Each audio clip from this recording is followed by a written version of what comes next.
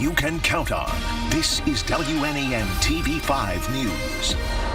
The state being sued just one day after the governor signed the new budget.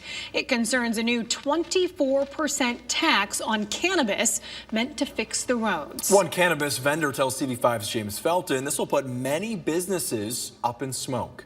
I'm upset. I'm pretty scared. I do think that if this really happens, there will definitely be dispensaries that will have to close, and people will lose their jobs. Ella Kuzabal is a vendor for Stizzy, a company that sells cannabis products. She says she's in fear of losing her job thanks to a new 24% state wholesale tax on cannabis products. So it was 16%, which is honestly, it's kind of high already, but they raised it that 24%. So that's a total of 40% tax.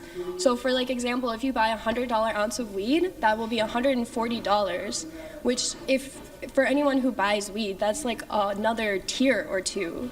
So that's kind of crazy. Kuzabal says that will price out some customers, ultimately hurting Michigan's cannabis industry. We met Kuzabal at Premier Cannabis Company in Saginaw. That's where bud tender Megan Pablinski told us that her customers are concerned about the new tax. They're pretty disappointed. They're asking me if I know more about it. Unfortunately, I just know that they're wanting to increase it.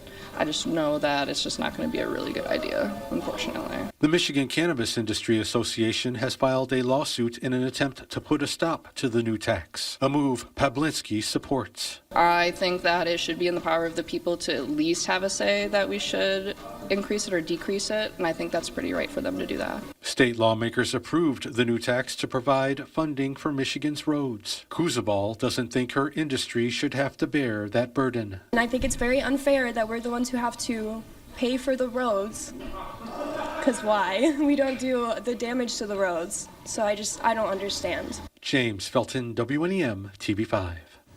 As we reported, the governor signed the state budget yesterday, which includes the new cannabis tax. Stay with TV5 for any updates on the lawsuit.